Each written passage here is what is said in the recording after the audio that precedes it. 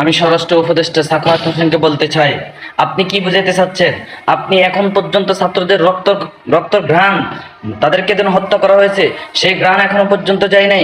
পিলখানা হত্যাকাণ্ডে এখনো পর্যন্ত ঘ্রাণ যায় নাই।